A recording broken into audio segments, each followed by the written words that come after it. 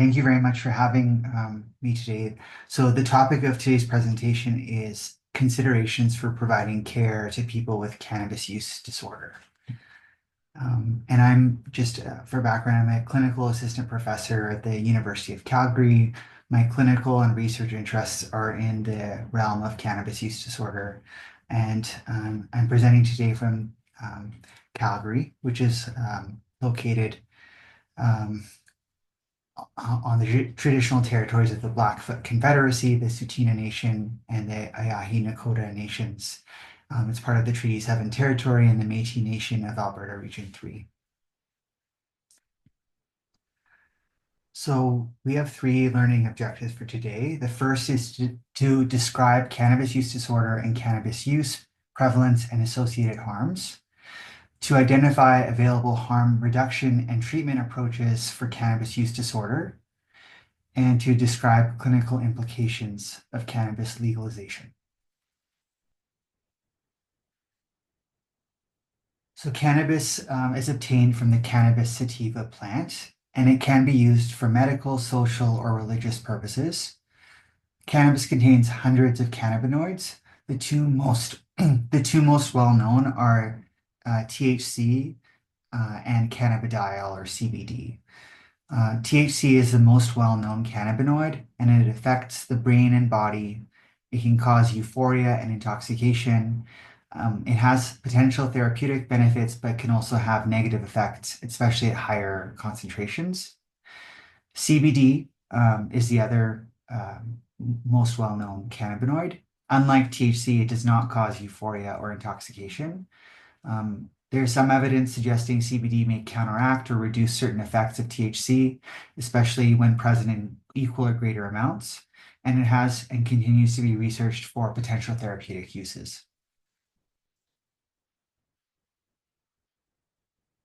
Among people in Canada who reported consuming cannabis in the past 12 months, data from the 2024 Canadian Cannabis Survey revealed that the most common routes of consumption were smoking, approximately 70%.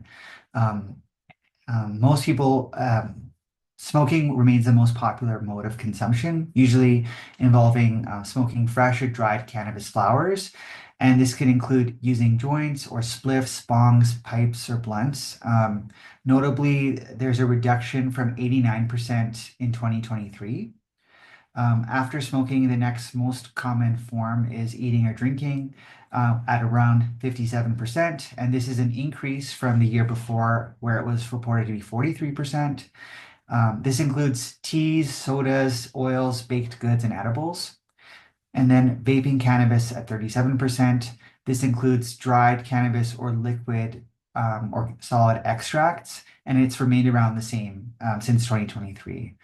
A lesser known method of consumption that was not asked about in the Canadian Cannabis Survey, but is still important to understand, is dabbing, where vapor from a concentrated cannabis extract is inhaled using a heated surface and a dab rig for a more potent effect. So approximately from a similar survey, but from 2 years before that, so the 2022 Canadian Cannabis Survey showed that approximately a quarter of Canadians age 16 and up reported using any cannabis use in the past year. So about a third report using cannabis at least 3 times a week. Past year use was highest among those who were aged 20 to 24, followed by those aged 16 to 19, and then those who are 25 or older. Males are more likely to use cannabis compared to females.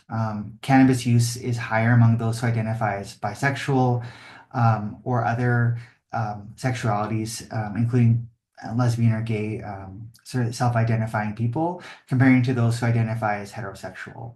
I just want to note that terminology is that used in the Canadian Cannabis Survey, so we're not able to fully present further disaggregation of the data just because that was how the survey asked the questions.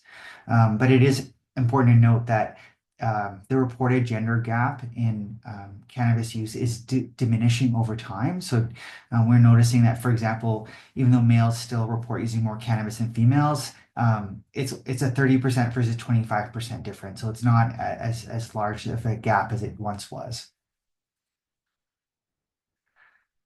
So I'm going to switch gears to talking about cannabis use disorder. And cannabis use disorder is a separate condition. It's not the same as cannabis use, but cannabis use disorder is when cannabis use involves a pattern that negatively impacts a person's life and increases the likelihood of a cannabis-related harm. Cannabis use disorders are addictive disorders. They're classified in the DSM, which is the Manual of Psychiatric Disorders. They are scored on a range of severities from mild to severe. We have treatments that are evidence-based. Again, it's important to note that not all individuals who use cannabis develop a cannabis use disorder. And according to the Mental Health and Access to Care survey from 2022, the prevalence of cannabis use disorders has been approximately stable. So in 2012, the estimate was that about 1.3% of the Canadian population met criteria for cannabis use disorder. And in 2022, that went up to 1.4%. So it's been roughly similar. Even though the prevalence of cannabis use disorder is low, a larger percentage of Canadians who use cannabis have been identified as being at risk of developing a cannabis use disorder. So data from Canadian Community Health Surveys suggests that about 1 in 20 people, or approximately 5%, who had consumed cannabis in the previous year scored higher on something called the severity of dependence scale, which is considered to be a risk for cannabis use disorder and other harms. It's really important to also point out here that there are a lot of differences in how we measure cannabis use harms. So the World Health Organization uses something called a composite international diagnostic interview, which tries to screen and capture the number of people that meet criteria for CUD. Whereas the severity of dependence scale is not diagnostic, but it captures people who are at risk of developing CUD. It really is there to show that not everyone who's at risk for CUD actually goes on to develop it. So there are individual risk factors, but also protective factors. One thing that we do know from a lot of the literature is that there are established risk factors for transitioning to cannabis use disorder. So people who initiate cannabis use at an earlier age, those who use more frequently, those who use for longer, those who have a co-occurring substance use or other mental health disorder, they all have an increased risk for meeting that criteria for CUD. And another factor to point out is cannabis potency has increased over time. So more than 5, sometimes 10 times stronger is the THC these days compared to, say, 3% in the 1980s. We are now seeing products that are easily as high as 30% THC. And the stronger potency and harms can lead to a higher risk of CUD as well. So as you can see, like those potencies can be up to 90% in some products. So these are quite elevated, and it's quite variable across products.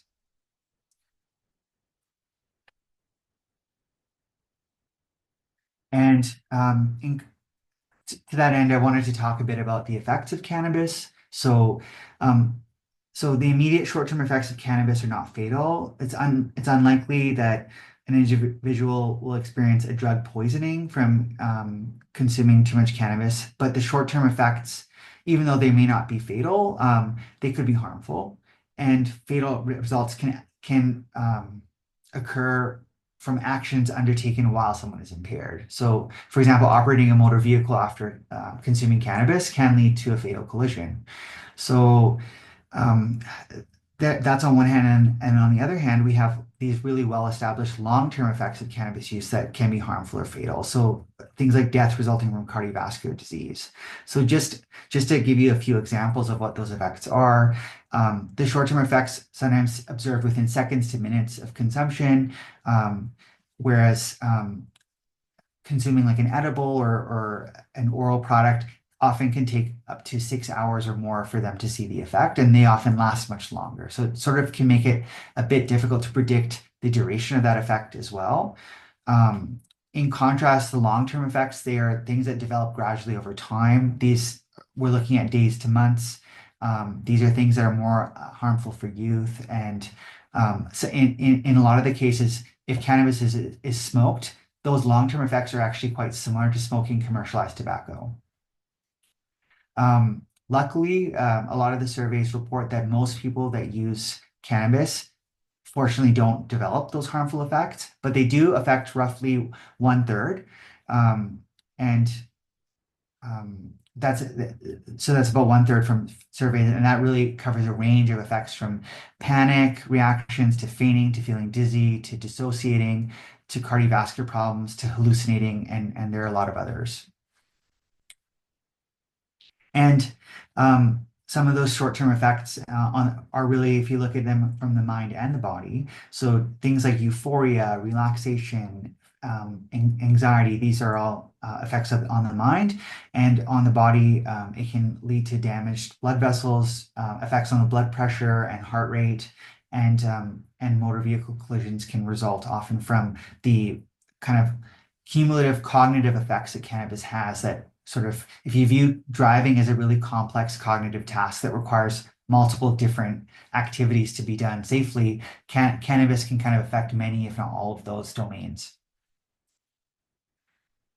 And transitioning to the long-term effects, if we look at mind and body, again, as categories, the long-term effect, I mean, the topic of today's presentation is one of those long-term effects, cannabis use disorder. But memory impairment and other cognitive effects, lowered IQ, as well as that risk for different psychotic disorders, schizophrenia, schizoaffective disorders. These effects, again, are worse for people that start using earlier, who use more frequently, who use more potent cannabis. And unfortunately, stopping cannabis doesn't necessarily reverse or counteract those long-term risks. So some of these are permanent. In terms of the physical body risks, long-term effects, again, are very similar to long-term use of tobacco, so cardiovascular and lung disease, increased mucus, various cancers. And some of those risks are compounded by unregulated cannabis use. So there are additional health and safety risks that are associated. If the THC potency is unknown, these effects may last longer than expected and often may contain other ingredients like pesticides, heavy metals, mold. So sort of to counteract some of these risks and to promote public education, these cannabis lower risk use guidelines came out starting in 2017, and they include many evidence-based recommendations to reduce cannabis-related harms. They're not only intended for people who are already using cannabis, but also their peers, friends, family, as well as professionals or organizations that are trying to help improve the health of people that use cannabis. So these are actually been really a great thing. And we're going to go over some of those recommendations one by one. So the most effective way to avoid any cannabis-related harm is to abstain, though this is not realistic for all people, and especially as many people don't have a goal of total abstinence. So clinicians are encouraged to work with clients to support them with their self-defined goal. Delaying initiation of use, so waiting until waiting until after adolescence to initiate use reduces harms. Delaying initiation is a very effective sort of prevention strategy for harm. So the later we initiate cannabis use, the less likely it is to have lasting harms. And choosing lower potency products, so those with lower THC and higher CBD. And this is partly facilitated by the fact that in a legal environment, we have a better idea of potency with product labels. Just a few more recommendations here are, one is to avoid synthetic cannabinoids, and these by this what we mean are laboratory created compounds that mimic the effects of natural cannabinoids but often are much more potent and can be more unpredictable. There's actually a fair bit of research evidence to support that synthetic cannabinoids carry a much higher risk of cannabis related harm than sort of natural cannabinoids. We try to avoid these as much as possible. We also recommend avoiding smoking. So there are other routes of consumption that are carry a lower risk of harm, particularly for like lungs and breathing. And avoiding deep inhalation is another effective sort of harm reduction strategy that sort of reduces the exposure to, and intake of toxic materials into the respiratory system. So those are 3 more recommendations. And a few more. So we also recommend limiting frequency and intensity. So, for example, suggesting non-use days or alternative days, so not using on consecutive days. Cumulatively, this reduces the amount of cannabis use that people use if we recommend it. Avoiding driving after using cannabis to reduce the risk of impaired driving. Also, sort of empowering people to consider their own personal history and for example, if people know they have a family history of psychosis or substance use disorders, it increases their own risk of developing those conditions, or using while pregnant, trying to sort of provide people with education around that and considering that. And also considering how these risk factors we've discussed are additive. So if you have multiple risk factors, your cumulative risk is the kind of product rather than sum of those individual risks. Fortunately, we have some effective evidence-based treatment approaches for CUD, cannabis use disorder. However, we have no approved pharmacological therapies for cannabis use disorder. So right now, the mainstay of treatment is psychosocial, and these encompass cognitive behavioral therapies, motivational enhancement therapies, and contingency management. And offering a combination of these treatments might actually be the most effective. So just to tell you a little bit about these therapies. So CBT or cognitive behavioral therapy, it helps individuals recognize and change harmful thoughts and behaviors around cannabis use. It can be delivered one-on-one or in groups. It's effective for reducing the frequency of cannabis use, and it can be combined with other forms of treatment. Motivational enhancement therapy, or MET, is based on the principles of motivational interviewing, and it aims to improve and increase motivation for behavior change through the delivery of non-judgmental feedback, addressing ambivalence, and collaborative goal setting. It's effective in reducing days of use as well, and it can be combined with CBT. Combination therapy is basically when we combine those two or more modalities. And as well, contingency management is another evidence-based treatment where basically the provision of like a reward is introduced to reinforce a positive behavior. So this takes advantage of principles of learning theory from psychology.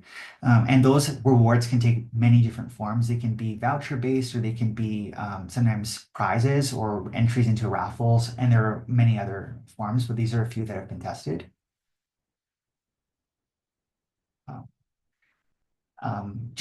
Sorry, I forgot to mention one point from the previous slide, which is that even though we know that these therapies are quite effective in the short term, we have fairly limited research evidence for their efficacy beyond 9 months. So we are hoping that this area is something that is addressed with ongoing research, but that's sort of the limitations of research at the moment. I want to switch gears and talk a bit about cannabis legalization. So as you know, cannabis was legalized in 2018.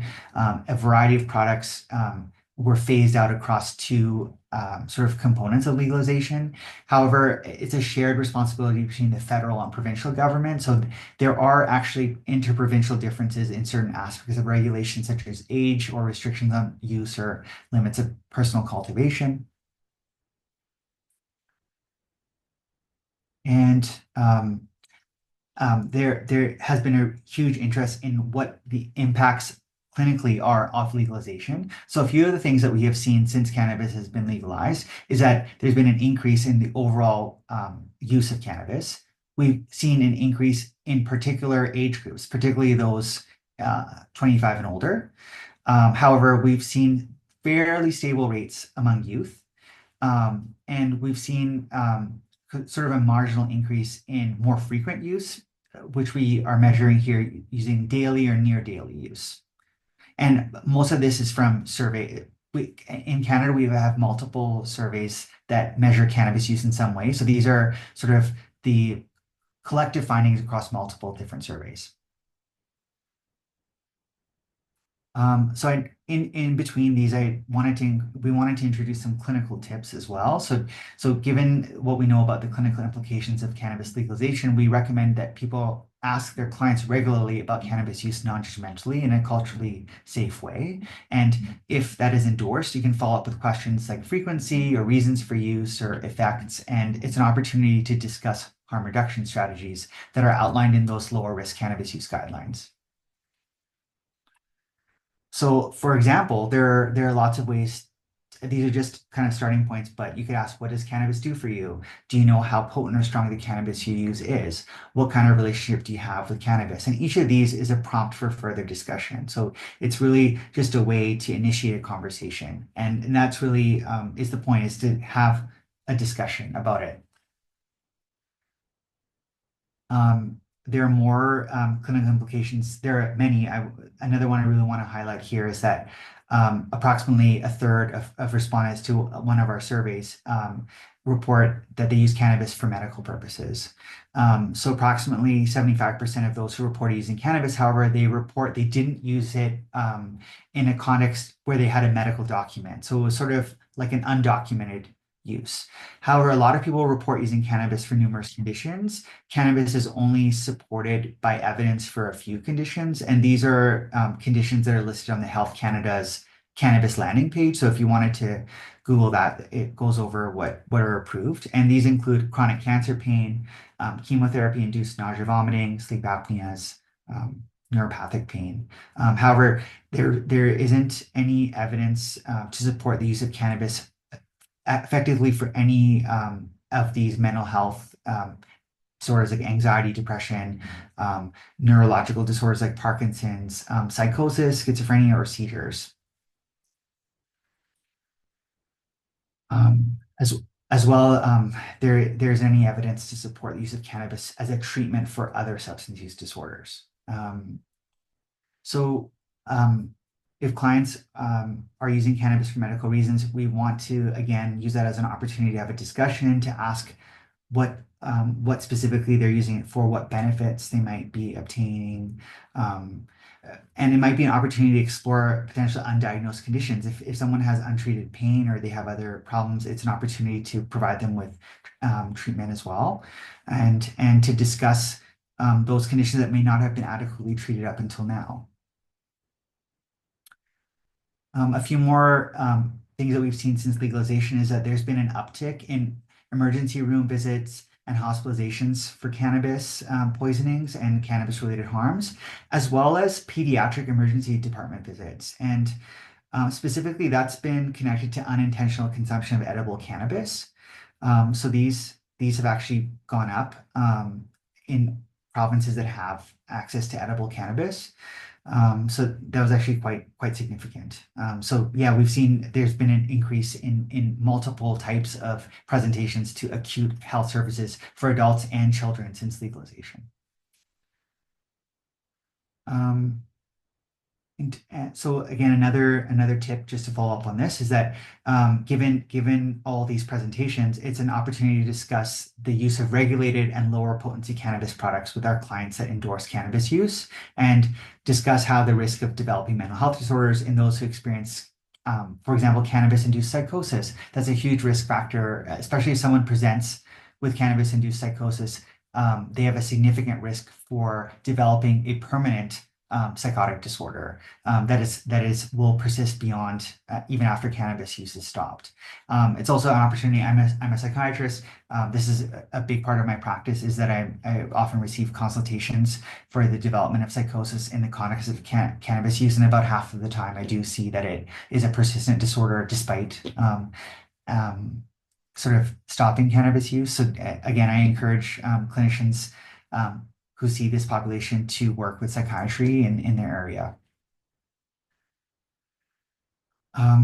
Given what we know about sort of children who may unintentionally consume cannabis, there's an opportunity to emphasize safe storage of cannabis products, keeping it out of reach, keeping it separate from regular food and beverage, and also providing education to parents about signs and symptoms of cannabis poisoning. And really encouraging clients, if they see this, to actually contact Poison Center, because cannabis poisoning is a poisoning. It should be treated in the same way, and we should seek immediate medical help if a child has ingested a cannabis product. So just to summarize, I know we covered a lot of information, but about a quarter or more of surveyed Canadians report using cannabis use in the current or previous year. There are a variety of short and long-term mind and body effects of cannabis use. One of those long-term effects is cannabis use disorder. While we don't have approved pharmacotherapies, we have effective psychosocial treatments that are the mainstay of treatment. And we also have really great harm reduction guidelines from the lower risk cannabis use guidelines that can help reduce the harms associated with cannabis. Um, we should be mindful that people may turn to cannabis use for a variety of therapeutic, medical, or recreational indications. Whenever clients endorse cannabis use in a clinical setting, it's an opportunity to have a discussion about it. It's an opportunity to ask questions, provide education, and if needed, providing and discussing harm reduction strategies. There's really good evidence suggesting an uptick in cannabis use and cannabis-related harms in overall use, emergency room visits. So it is something that I think we will all be encountering increasingly with time. So a few of the resources that we talked about in the presentation have great links, and these are readily available. A quick Google search will also probably come up as the first hit for a lot of these, but the low risk guidelines are available, for example, through CAMH. The Parachute is a great guidance for safe storage of cannabis product, and contains a lot of other resources for people that if you are a parent and have children or you provide care for children, there's some really great recommendations there. The UBC Addiction Care and Treatment online course is a CME accredited program, and the 7th module is on cannabis and cannabis use disorders. I really recommend everyone do this. It is geared towards a clinical healthcare background, but is free and open to everyone, and I think it's a great source of education for cannabis use and other substance use and addiction topics. And we have several references as well to the studies that we talked about. And I wanted to put in a quick plug for the 24/7 addiction medicine and clinician support line. So this provides, it's a telephone consultation, calling that number for any physician, nurse practitioner, nurse, midwife, pharmacist, frontline staff, and Indigenous communities can provide addiction substance use care. It's always available. And if you want more information on it, there's a link as well. And I think this is a fantastic resource.